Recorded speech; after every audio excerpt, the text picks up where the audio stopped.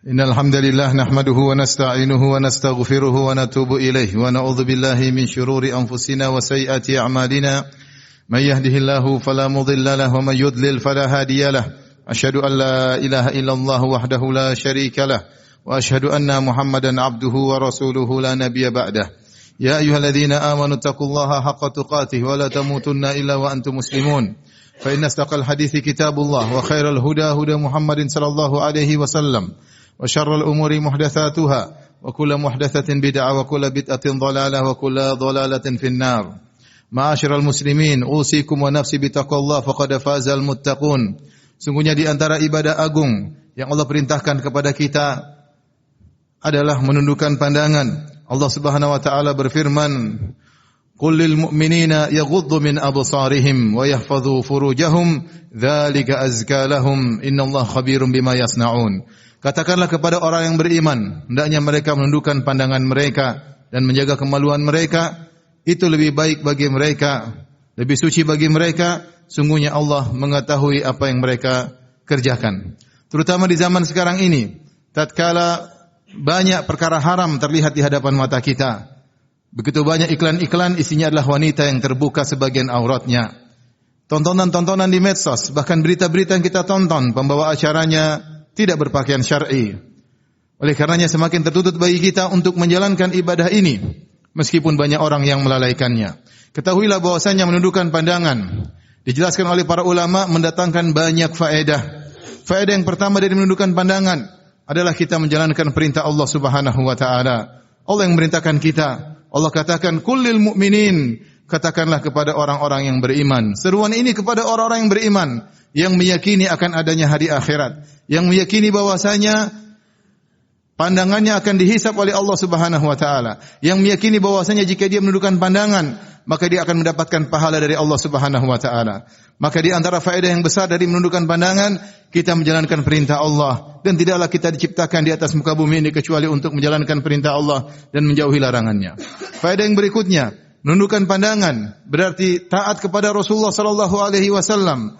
Rasulullah sallallahu alaihi wasallam yang pernah berkata kepada Ali bin Abi Thalib radhiyallahu taala anhu, "Ya Ali, la tutbi'un nadrah fa inna lakal ula wa laysat lakal thaniyah." Wahai Ali bin Abi Thalib, jangan kau susulkan pandanganmu dengan pandangan berikutnya.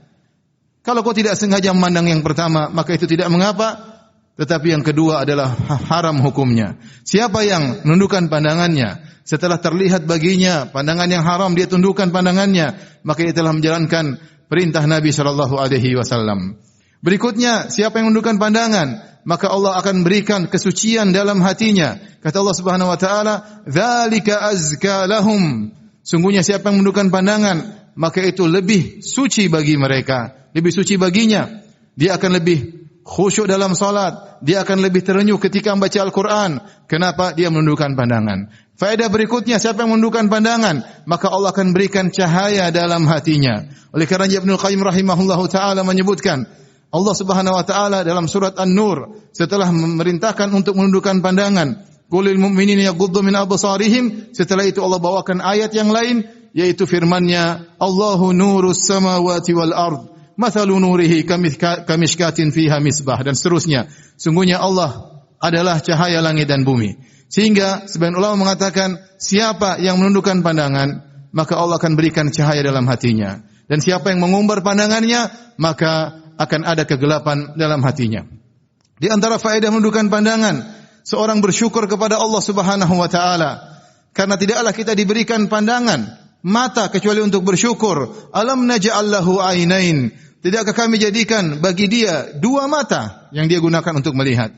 Allah berfirman, Allahu akhrajakum min butuni ummahatikum la ta'lamuna syai'an wa ja'ala lakumus sam'a wal absara wal af'idata la'allakum tashkurun.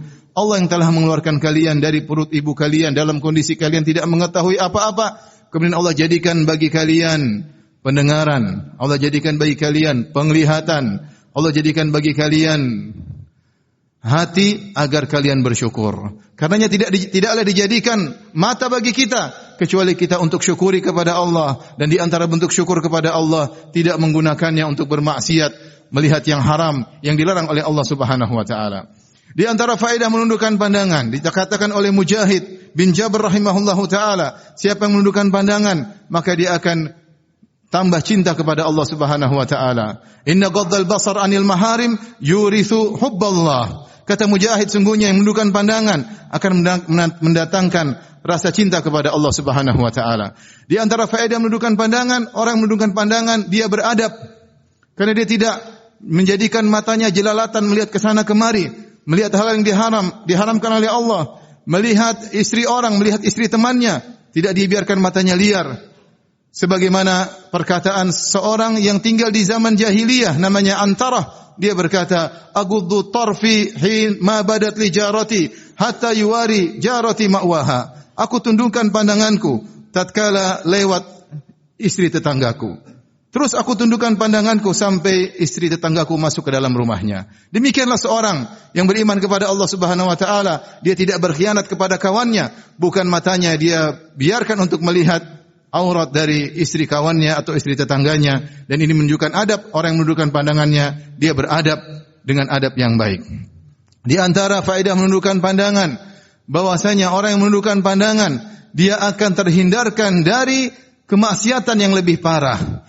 Bukankah perzinahan dimulai dari pandangan? Seorang penyair berkata, "Kullul hawadithi mabda'uha minan nazar, wa inna mu'dhaman nari min mustasghari syarar." Seluruh perkara-perkara, peristiwa-peristiwa besar, zina dan yang lainnya dimulai dari pandangan. Dan ketahuilah bahwasanya api yang besar dimulai dari percikan-percikan api yang kecil.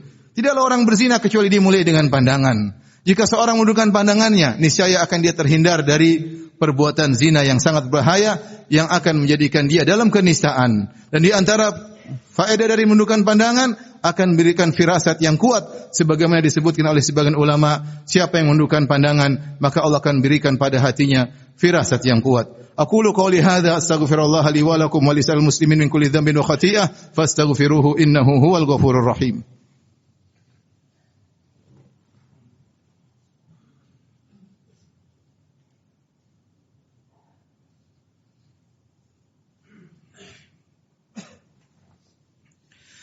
Alhamdulillahi ala ihsanih wa syukru lahu ala taufiqihi wa amtinanih wa asyhadu an la ilaha illallah wahdahu la syarika lahu ta'ziman li sya'nih wa asyhadu anna Muhammadan abduhu wa rasuluhu da'ila ridwanih. Allahumma salli alaihi wa ala alihi wa ashabihi wa ikhwanih. Ma'asyiral muslimin, kita hidup di zaman yang begitu sulit menundukkan pandangan. Mustahil kita tidak melihat hal yang diharamkan oleh Allah Subhanahu wa taala. Ini telah dikabarkan oleh Nabi sallallahu alaihi wasallam dalam hadisnya. Rasulullah sallallahu alaihi wasallam bersabda, "Kataballahu li ibni Adam hadzahu minan nadhar, mudrika dzalik la mahalah."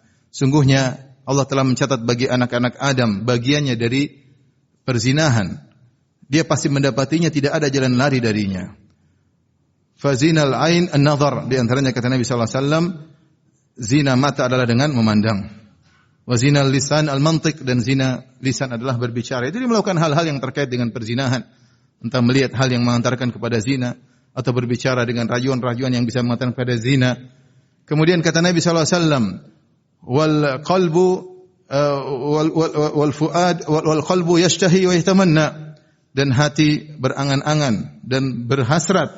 Wal farju yukadzibu dzalik aw yusaddiquh, dan intinya kembali kepada kemaluannya. Dia lanjutkan perzinahan atau tidak. Dan kita hidup di zaman tidak bisa kita terhindar dari melihat yang haram.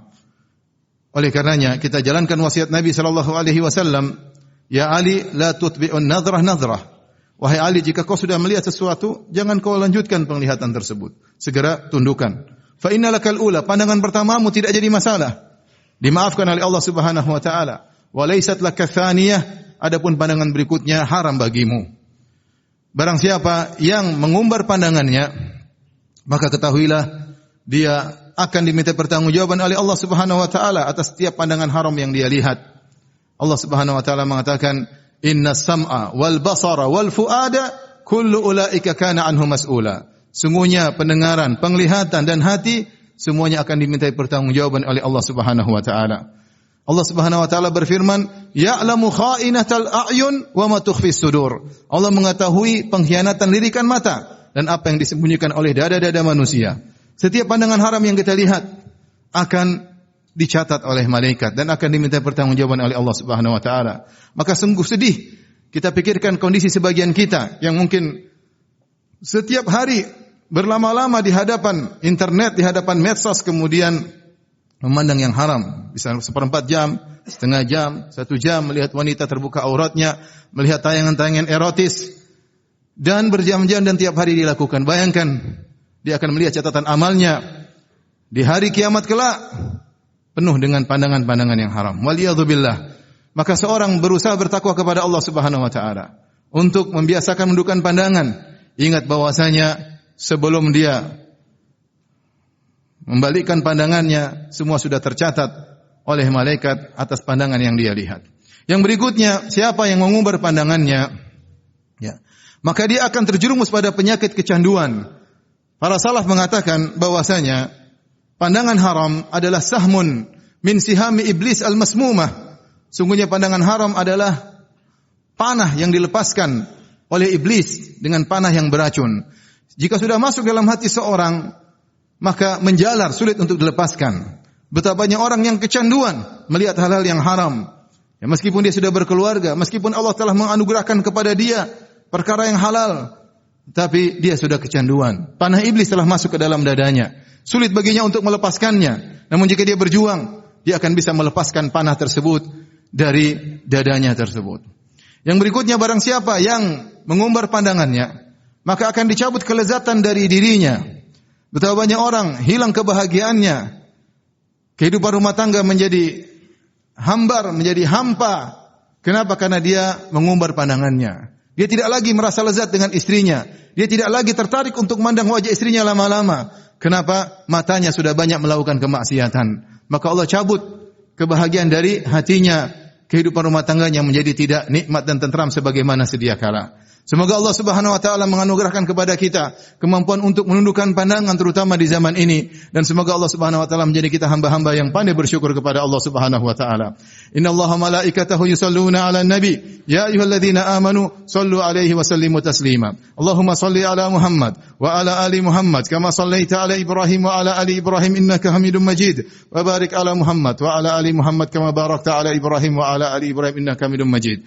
Allahumma ighfiril muslimina wal muslimat والمؤمنين والمؤمنات الأحياء منهم والأموات إنك سميع قريب مجيب دعوات ويا قاضي الحاجات اللهم آت نفوسنا تقواها وزكها أنت خير من زكاها أنت ولي ومولاها اللهم اغفر لنا ولوالدينا وارحمهم كما ربونا صغارا اللهم اغفر لنا ولوالدينا وارحمهم كما ربونا صغارا ربنا ظلمنا أنفسنا وإن لم تغفر لنا وترحمنا لنكونن من الخاسرين ربنا آتنا في الدنيا حسنة وفي الآخرة حسنة وقنا عذاب النار وأقيموا الصلاة.